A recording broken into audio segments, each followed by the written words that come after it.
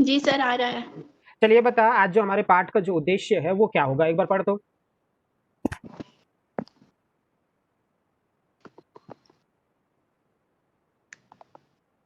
इस पाठ को पढ़ने के बाद आप यह बता सकते हैं कि गणितीय संकल्पनाएं किस प्रकार विकसित होती है। Very good. गणित की विशेषताओं को पहचान हाँ बोल बोल। गणित की विशेषताओं को पहचान सकेंगे। हम्म, गणितीय तरीके से सोचने का मतलब बता सकेंगे। उन आधुनिक क्षमताओं को पहचान सकेंगे जो गणित के सीखने से बच्चे में विकसित होती है। तो नॉर्मल सी बात है, हमारा पहला चैप्टर आज स्टार्ट होने जा रहा है डीएड सेकेंड ईयर का, कि गणित जो शिक्षण है उसके उद्देश्य क्या है। और उसमें सबसे पहला ये चीज़ कि आज जो हम स्टडी करने जा रहे हैं उस चैप्टर का उद्देश्य ये है कि हम लोग ये बता सकें कि जो गणितीय संकल्पनाएं किस प्रकार से विकसित होती है, जितने भी गणितीय संकल्पनाएं हैं किस प्रकार से जन्म लेती है उसके बारे में हम स्टडी करेंगे। गणित की जो विशेषताएं होती हैं, किस प्रकार की विशेषताएं होती है उसको जानेंगे। और गणित में सोचने का तरीका क्या होता है, कैसा होता है, तथा आधारभूत क्षमताओं को पहचान सकेंगे जो गणित को सीखने के लिए बच्चे में विकसित होती है। तो चलिए देखते हैं। सबसे पहली बात हम बात करने जा रहे हैं गणितीय अवधारणाओं की। तो गणितीय अवधारणाएं जो होती है मुख्यतः तीन प्रकार की होती हैं। आपके स्क्रीन पे दो दिखाई दे रहा होगा, ठीक है? सबको दो दिखाई दे रहा है गणितीय अवधारणाओं में? दिख रहा है कि नहीं दिख रहा है गणित की जी अवधारणाएं? सर, कौन कौन सी दो अवधारणाएं हैं? दिख रहा है। मूर्त से अमूर्त की ओर और मूर्त, विशिष्ट से व्याप्त। व्यापक की ओर। तो मेरे हिसाब से इन दोनों चीजों के बारे में इससे पहले भी आप लोग सुने होंगे। मूर्त से जी सर। अमूर्त, कोई कोई भी एनीबॉडी अगर सब तक आवाज जा रही है, इवन ऑफ इसके अलावा भी, तो मेरे को कोई समझा सकता है कि मूर्त से अमूर्त का मीनिंग क्या होता है?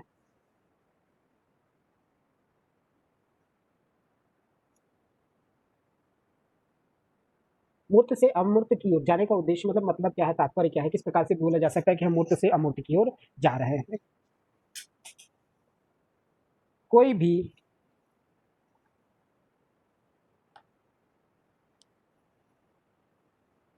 क्या बात है, कोई भी नहीं बोलना चाह रहा है? क्योंकि ये वर्ड हम पहले भी सुन चुके हैं। तो वास्तव में मूर्त से अमूर्त होता क्या है?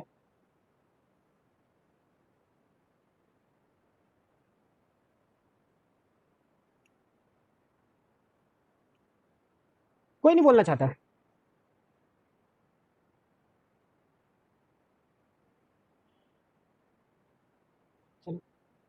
चलो, मेरे हिसाब से तो मैक्सिमम तक तो आवाज ही नहीं जा रहा होगा, मतलब उनका आवाज इधर नहीं पहुंचेगा। तो चलिए मैं बात कर लेता हूँ कि वास्तव में मूर्त से अमूर्त की ओर जाने का उद्देश्य या औचित्य क्या होता है। कि क्या होता है मूर्त मतलब जो चीजें हमको ज्ञात है। एक तरह से बोला जा सकता है ज्ञात से अज्ञात की ओर। जो चीजें हमको ज्ञात है उसके आधार पर हम जो नई संकल्पनाओं को जानते हैं, सीखते हैं, जिसके बारे में नहीं जाने रहते हैं, उसको कहा जा सकता है मूर्त से अमूर्त की ओर। फॉर एग्जाम्पल मैं अगर ले लूँ कि जैसे किसी गोल गोल चीज की अवधारणा के बारे में मेरे को समझाना है, तो सबसे पहली बात हमारे दिमाग में उन सारी चीज़ों के बारे में हमको नॉलेज होगा कि वास्तव में गोल किसको कहा जाता है। तो हमारे दिमाग में आता है कि घर में जो चीज़ें वस्तुएं हैं उसको बोल सकते हैं कि जो हमारे नज़र में रहती है, जिसको हम देख सकते हैं, इसलिए उसको कहा जाता है मूर्त रूप। फॉर एग्जाम्पल जैसे फ्रूट्स हो गए, गोल होते हैं कुछ फ्रूट्स, उनकी बात की जाए। या घर में ये बोल सकते हैं कई लोग कि दीवार घड़ी रहता है, हाँ ये गोल दिखाई दे रहा है। तो ये गोल शब्द से एक बॉल हो गया, टेनिस बॉल, क्रिकेट बॉल, जो भी चीज़ें हैं वो पता है लोगों को। अब जो हमारे स्टूडेंट्स हैं उनको भी इस चीज़ का नॉलेज है। उसके बाद जब हम आगे बढ़ते हैं, अब ये उनको पता है कि मूर्त रूप में गोल की अवधारणा उनको क्लियर है। अब उसके बाद जब हम उनको पढ़ाना शुरू करते हैं तो त्रिज्या के बारे में बताते हैं, केंद्र के बारे में बताएंगे, गोले का पृष्ठीय क्षेत्रफल, आयतन। जब ये चीज़ें हम बताना शुरू करते हैं तो वो उसका अमूर्त रूप होता है कि इसके बारे में बच्चे को पहले से नहीं पता रहता। केंद्र के बारे में बच्चे को पता नहीं होता, त्रिज्या के बारे में बच्चे को पता नहीं होता है, किंतु हाँ गोल आकृति या इन सारी चीज़ों के बारे में बच्चे को जरूर पता होता है। तो उसको जो चीज़ें हमको ज्ञात है उससे अज्ञात की ओर जाने की जो प्रक्रियाएं होती हैं उसको कहा जाता है मूर्त से अमूर्त की ओर। दूसरा है विशिष्ट से व्यापक की ओर। तो विशिष्ट से व्यापक क्या होता है, इसको भी थोड़ा सा समझने की बात होती है कि जब हम किसी विशिष्ट कोई पर्टिकुलर चीज लेते हैं और उससे रिलेटेड और भी चीजों के बारे में स्टडी करना शुरू करते हैं तो उसको हम बोल सकते हैं विशिष्ट से व्यापक की ओर। जैसे एग्जाम्पल के तौर पे अगर हम एक किसी विशिष्ट जानवर है, मान लो घोड़ा ले लेते हैं और घोड़े के पूंछ की बात करते हैं ना। तो घोड़े के पूंछ की जब हम बात करना शुरू करते हैं तो कहीं न कहीं घोड़े की पूँछ में क्या होता है, किस टाइप से रहता है, कैसा रहता है, तो बच्चों के दिमाग में और धीरे-धीरे उसका व्यापक रूप से आगे की ओर बढ़ने जाता है और व्यापक रूप में वो अन्य जानवरों के भी जो पूँछ है, उसके बारे में भी वो डिटेल देना शुरू कर देते हैं। तो कहीं न कहीं जैसे वो देखते हैं बंदर की पूँछ कैसे होती है या वो तुलनात्मक अध्ययन करने लगते हैं कि कुकुर का पूँछ जो रहता है, वो कैसा रहता है, कैसा दिखाई देता है। तो हमने एक विशिष्ट पॉइंट, एक विशिष्ट जंतु के पूँछ को मतलब एक पर्टिकुलर पॉइंट को लेकर हमने स्टार्ट किया और वो धीरे-धीरे क्या होता गया, व्यापक हो गया, बहुत से जानवरों के पूँछ के बारे में हमको एक नॉलेज हो गया। तो ये क्या कहलाता है, विशिष्ट से व्यापक की ओर। तो ऐसे ही जब हम किसी चीज़ की शुरुआत करते हैं, तो किसी पर्टिकुलर पॉइंट से शुरुआत करते हैं और दोनों ही, चाहे मैं मूर्त से अमूर्त की ओर बात करूँ, चाहे विशिष्ट से व्यापक की ओर बात करूँ, दोनों ही अवधारणा एक ही चीज़, एक ही वे को प्रदर्शित करती है कि जो चीज़ें हमको ज्ञात होती हैं, उससे जब हम अज्ञात की अवधारणा को स्पष्ट करने चाहते हैं, तो उसको कहा जा सकता है कि विशिष्ट से हम किसकी ओर जा रहे हैं, व्यापक की ओर जा रहे हैं या फिर मूर्त से अमूर्त की ओर जा रहे हैं। गणित की जो तीसरी अवधारणा है, वो छुपी हुई थी, जिसको छुपाने के पीछे उद्देश्य था। गणित की मुख्यतः 3 अवधारणा होती हैं, ये याद रखेंगे मैक्सिमम गणित वाले, तो विशेष तौर पे याद रखोगे ये सारी चीज़ें, बाकी सबके लिए इम्पोर्टेंट होता है। हम सामान्यतः अपने स्टूडेंट से 2 ही अवधारणाओं के बारे में बात करते हैं, मूर्त से अमूर्त की ओर और विशिष्ट से व्यापक की ओर। यही 2 ही चीज़ें आपने स्टडी की होंगी, किंतु गणित में तीसरी अवधारणा भी होती है, जिसको कहा जाता है सोपान क्रमिक संरचना या अवधारणाएँ। तो सोपान क्रमिक, name is the definition of that word, नाम से ही आप उसकी परिभाषा तैयार कर सकते हैं। कोई भी स्टूडेंट जिस तक क्लियरली मेरी आवाज़ जा रही है, मैं इसको रिकॉर्डिंग भी कर रहा हूँ, मे बी आपके ग्रुप में मैं शेयर कर दूंगा, मैथ्स वाले खासतौर पे। आप लोग उस रिकॉर्डिंग को स्टडी करोगे तो और ज़्यादा नॉलेज हो जाएगा। सुन रहे हो तो अच्छी बात है, नहीं सुन पा रहे हो, आवाज़ कट रही है नेटवर्क प्रॉब्लम के कारण, नारायणपुर एक ऐसा एरिया है जहाँ पर नेटवर्क प्रॉब्लम होता ही है, तो दैट इज़ द वे आप इसको ऑफलाइन भी स्टडी कर सकते हो, उसको डाउनलोड कर लेना और उसके बाद आप स्टडी करोगे, ठीक है। तो बट द जितने लोग तक मेरी आवाज़ जा रही है, जो भी मेरे को सुन पा रहे हैं, तो इसमें से कोई ऐसा पर्सन है जो इसको एक्सप्लेन करना चाहेगा कि सोपान क्रमिक संरचनाएं किसे कहा जाता है। कोई भी, एनीबडी एल्स, नेहा भी बोल सकती है, सब आप इस लेवल तक स्टडी किए हुए हो, कोई दिक्कत नहीं। कौन बोलना चाहेगा, सोपान क्रमिक संरचनाओं के बारे में कभी सुना है आपने?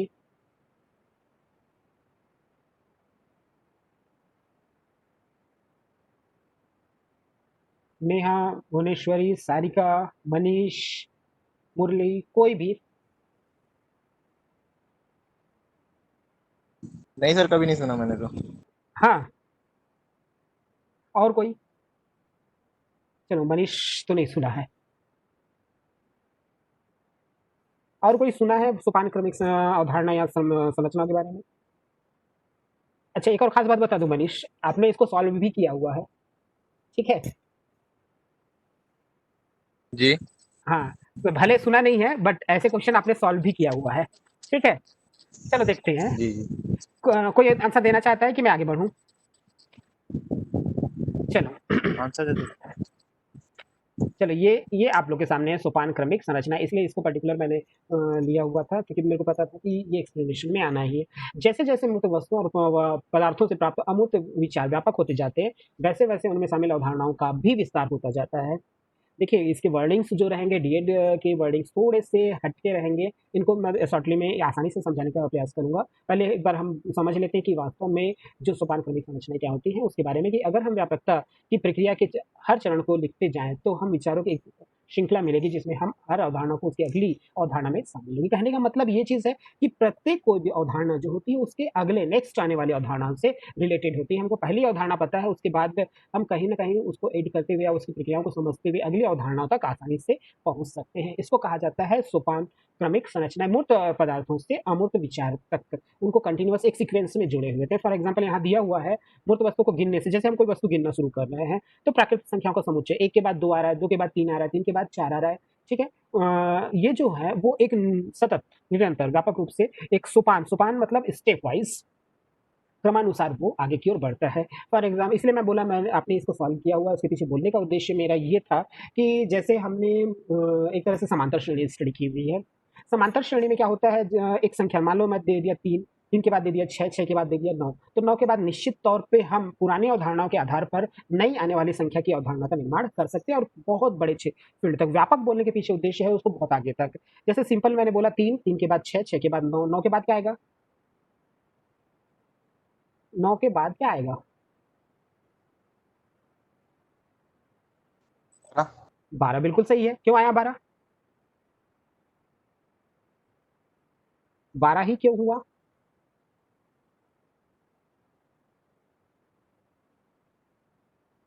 बोलते जाओ, कोई दिक्कत नहीं है। किस आधार पे ये हमको पता चला कि 12 होगा? स्टेप बढ़ती गई ना सर। हाँ, 3, 3 के बाद आया 6, तो उन दोनों के बीच का अंतर कितना हुआ? 3। फिर हमने देखा 6 और 9, 9 के बीच का अंतर 3, 9 में से 6 घटाया 3। तो कहीं न कहीं 9 के बाद 3 हम ऐड करते जाएँगे। तो ये जो था कि मूर्त वस्तुओं या एग्ज़ाम पदार्थों या फिर अंकों का हम क्या करते हैं, वैसे-वैसे उसमें शामिल अवधारणाओं का भी विस्तार करते जाते हैं। 12 के बाद 15, तो ये हम व्यापक प्रक्रिया के हर चरण को लिखते जाएँ, मतलब ये प्रक्रिया आगे की ओर बढ़ते जाएगी और एक श्रृंखला बननी शुरू हो जाएगी। विचारों के लिए भी ऐसा होता है। हम मैथ्स की बात कर रहे हैं, तो मैथ्स के ही स्टेप्स में हम बात करेंगे। तो ये समझ में आ रहा होगा। तो ये स्टेप वाइज एक घटना के बाद दूसरी घटना, दूसरी के बाद तीसरी, तीसरी के बाद चौथी, तो हम एनालिसिस लगाना शुरू कर देते हैं कि निश्चित तौर पे पांचवी घटना कैसी होगी और किस प्रकार की होगी। तो ऐसी जो अवधारणाएं होती हैं, इन अवधारणाओं को नाम दिया जाता है सोपान क्रमिक। तो हमारे दिमाग में अभी तक दिमाग में जो था कि दो ही प्रकार की अवधारणाएं होती है, मूर्त से अमूर्त की ओर और विशिष्ट से व्यापक हो, किंतु यहाँ पर ऐसा नहीं है। हमारे पास मुख्यतः तीन गणितीय अवधारणाएं होती हैं, मूर्त से अमूर्त की ओर, विशिष्ट से व्यापक की ओर, और तीसरा जो है वो सोपान क्रमिक समझना या सोपान क्रमिक अवधारणा जो होती है वो होती है। तो चलिए आगे बढ़ते हैं। अब नॉर्मली उस पर थोड़ा सा गणित के कुछ बिंदुओं पर हम चर्चा कर लेते हैं। गणितीय कथन बोला जाता है कि असंदिग्ध होते हैं। इसका मीनिंग समझते हो?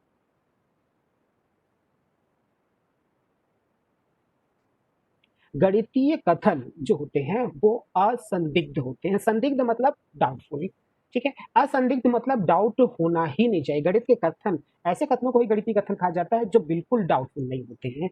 नॉर्मली गणित के कथन जो होते हैं पूर्णतः सत्यापित और प्रमाणित होते हैं। तो अगर मैं साइंस की बात करूं तो साइंस में बहुत सी चीजें ऐसी हैं जो अभी तक प्रमाणित नहीं है। तभी तक प्रमाणित है जब तक कि उससे कोई बेहतर जो रिस्पॉन्स या रिसर्च है वो सामने नहीं आ पाता, ठीक है। तो बहुत सारी अवधारणाएं हैं। जैसे एग्जांपल के तौर पे शुरू से हम लोग एक घटना देख रहे थे जिसको वर्ल्ड में बहुत मान्यता दी गई थी, आइंस्टीन का ऊर्जा समीकरण जिसको नाम दिया गया था द्रव्यमान ऊर्जा तुल्यता संबंध। तो ये बोला गया था आइंस्टीन का द्रव्यमान ऊर्जा तुल्यता संबंध जो था is equal to M into C का स्क्वायर। तो उस समय ऐसा था कि ये एक ऐसा कथन था जिसको माना जाता था कि हमेशा के लिए सत्य है, इससे दूसरा सत्य हो ही नहीं सकता। किंतु जैसे ही कॉस्मोलॉजी का जन्म होता है, एक तरह से बोला जा सकता है कि बाद में जब इस अवधारणा का विकास हुआ कि कोई भी कण प्रकाश की चाल से गति नहीं कर सकता, तब ये माना गया कि जो अवधारणा थी, आइंस्टीन जो सबसे बड़ा साइंटिस्ट माना जाता है, उसकी अवधारणा भी कहीं ना कहीं वो गलत है। एक तरह से बोला गया कि जब E is equal to M into C square नहीं होगा। अब क्यों? क्योंकि कोई भी कण प्रकाश की चाल से गति नहीं कर सकता। तो ये जितने भी साइंस के कथन है वो कहीं ना कहीं संदिग्ध की श्रेणी में है। इसलिए संदिग्ध की श्रेणी में है कि हो सकता है उससे बेहतर कोई अगर साइंटिस्ट रिसर्च करके सामने ला देता है तो वो फिर क्या होगा कि पिछला जो कथन है वो गलत साबित हो जाएगा।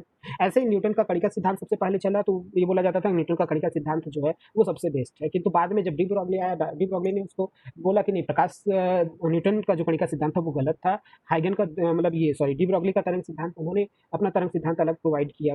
उसके बाद हाइगन, उसके बाद फिर डी ब्रॉगली ने वर्क करते हुए क्या किया, उसको dual nature of light provide किया। तो एक सीक्वेंस के अकॉर्डिंग ऐसा होता गया कि जो पुरानी अवधारणा थी वो गलत साबित होती गई, तो वो ऐसा मतलब संदिग्ध हो गए। किंतु गणित में सबसे बड़ी बात ये की जाती है कि गणित के जितने भी कथन होते हैं वो असंदिग्ध होते हैं। अगर कोई गणित में ऐसा कोई कथन दिया जा रहा है जो संदिग्ध है तो वो निश्चित तौर पे गणितीय कथन की श्रेणी में नहीं आता। तो ये इसको तो आप लोग एक तरह से आप स्क्रीनशॉट ले लो कि गणितीय कथन असंदिग्ध होते हैं, उसके बारे में संकल्पना या क्यों होता है ऐसा, ये सारी चीजें बताई गई है। तो एक शॉर्ट फॉर्म में मैंने खुद ही बता दिया हुआ है उसको, तो मैं इसको स्टडी करना नहीं चाहूंगा। मैं आगे बढ़ता हूँ। बात होती है सत्यता की कसौटी। गणित में सबसे ज्यादा इंपॉर्टेंट होती है जिसके बारे में बोला गया है कि गणित के जो कथन है वो असंदिग्ध होने चाहिए। तो इसमें हमने कुछ कथनों पर विचार किया हुआ है, ठीक है। अब हम ये बोल सकते हैं कि कौन सा ऐसा कथन है जो गणितीय कथन कहलाएगा और कौन सा कथन गणितीय कथन की श्रेणी में नहीं आएगा। तो कुछ कथनों पर हम विचार कर रहे हैं। सबसे पहला कथन है हमारा, मोरनी सितंबर के आसपास अंडे देती है।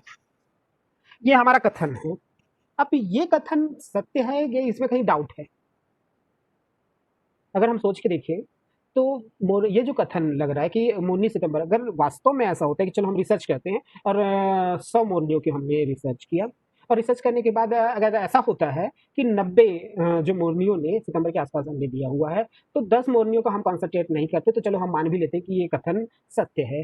किंतु अगर ऐसा हो गया कि 50 या 40 ने अलग सितंबर में दिया, फिर 30-40 ने अक्टूबर में दिया और बाकी ने दिसंबर में दिया, तो कहीं ना कहीं आंकड़े पूरी तरह से गलत साबित हो जाते हैं। तो ये कथन जो है वो संदिग्ध कथन की श्रेणी में आ जाता है कि वास्तव में ऐसा होता है कि नहीं होता। तो एक तरह से ये बोला जा सकता है कि दैट इज द वे कि हम इस कथन को नहीं मान सकते कि ये कोई गणितीय कथन हो सकता है। किंतु दूसरे कथन की बात करें, दूसरा जो कथन है वो पानी 100 डिग्री सेल्सियस पर उबलता है। Is this right? अगर हम रिसर्च करें, इस पर वर्क करते हैं, तो ऐसा महसूस होता है कि पानी 100 डिग्री सेल्सियस पर जो है वो उबलता है या नहीं? आपने किया हुआ होगा। क्या वास्तव में ये कथन सत्य है या फिर नहीं है?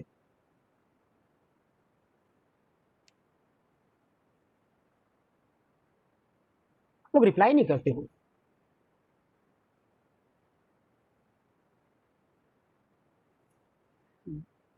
कौन बोलेगा दूसरा कथन सत्य है या नहीं है? सत्य है सर। 100% पर उबलता है, तो ये गणितीय कथन की श्रेणी में आ सकता है। यस। डाउट अगर नहीं है तो ही वो गणितीय। 15 5 से पूर्णतः विभाज्य होती है। ये ऐसे क्वेश्चन है, जितने लोग जुड़े हो सबके सब आंसर दे सकते हो, ऐसा नहीं कि पर्टिकुलर मैथ्स वाले ही इसका आंसर देंगे। 15 5 से पूर्णतः विभाज्य होती है। देवंतिका,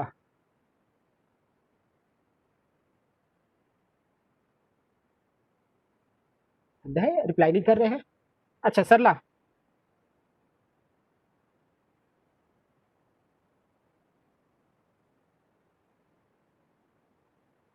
मनीष के अलावा कोई भी रिप्लाई करे। मनीष बहुत बार बोल चुका है। 15 5 से पूर्णतः विभाजित होता है कि नहीं होता है? चलो ये बताओ।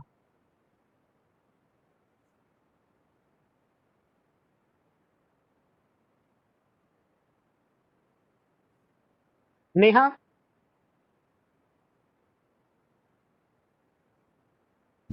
Yes sir. क्या तुम लोग क्या पता है तो इतने देर में रिप्लाई करने के पीछे कारण क्या है? मैंने सोची कोई और रिप्लाई करेगा। भाई तो भाई एक्टिवेट रहो। ऐसा लगता है कि चालू करके आप लोग गायब हो गए हो। चलिए अगला देखते हैं। यदि चौथा सर, कथन, यदि आप दो विषम सर सुनो संख्या, ना। हाँ हाँ, आप स्क्रीन लॉक कर दियो सर, इसलिए नहीं हो पा रहा है, बोल रहे हैं। स्क्रीन ब्लॉक नहीं, नहीं सर, दिखा रहा है स्क्रीन। नेट का प्रॉब्लम होगा तो इसकी नहीं दिखाएगा, ये तो है। ठीक है, स्क्रीन तो शो दिखा तो, रहा है सर। हाँ हाँ। बोल रहे हैं माइक नहीं हो पा रहा है सर। चलिए चौथे कथन पर बात कर लेते हैं हम लोग। यदि आप दो विषम संख्याओं को जोड़े तो परिणाम हमेशा एक सम संख्या होती है। अब इसको थोड़ा सा सोचो। सही है। दो विषम संख्याओं को जोड़े तो परिणाम एक सम संख्या होती है। अब इसको प्रमाणित कैसे करोगे? चलो, मैथ्स वाले, ये कई बार परीक्षा में पूछा जा चुका क्वेश्चन है कि किस अवधारणा से आप समझाएंगे, किस तरीके से आप समझाएंगे कि दो विषम संख्याओं का योग हमेशा एक सम संख्या होता है।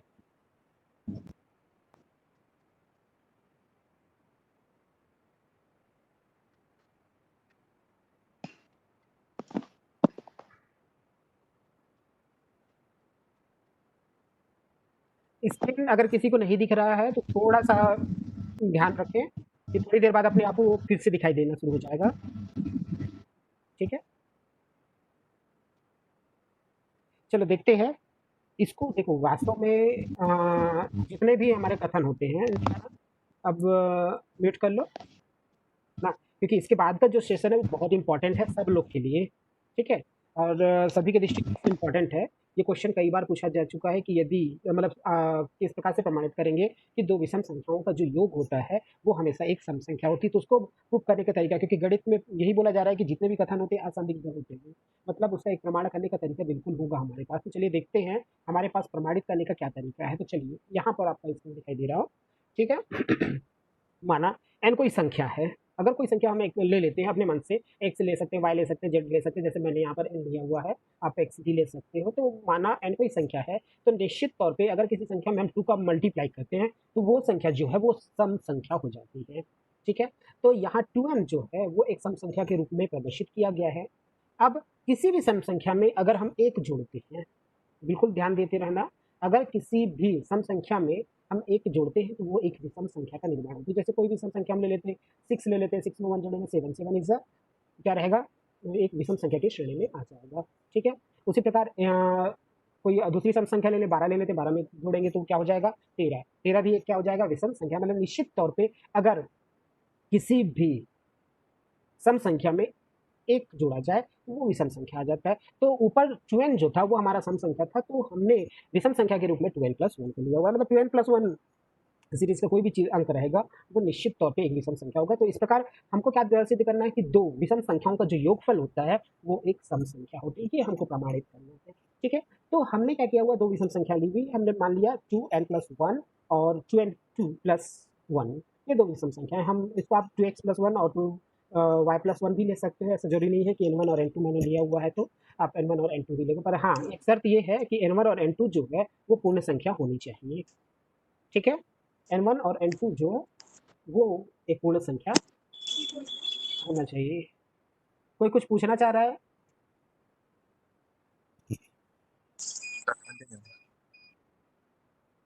कोई कुछ पूछना चाह रहा है? अनम्यूट है तो निश्चित तौर पे ऐसा लग रहा है कि कुछ पूछना चाह रहे हैं।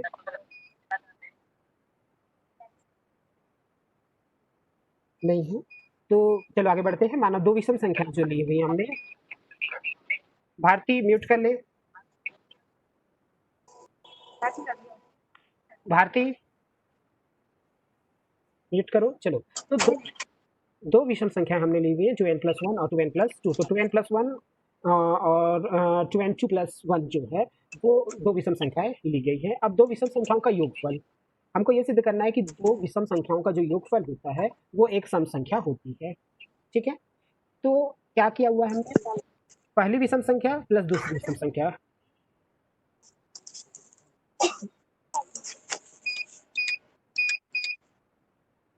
भारती,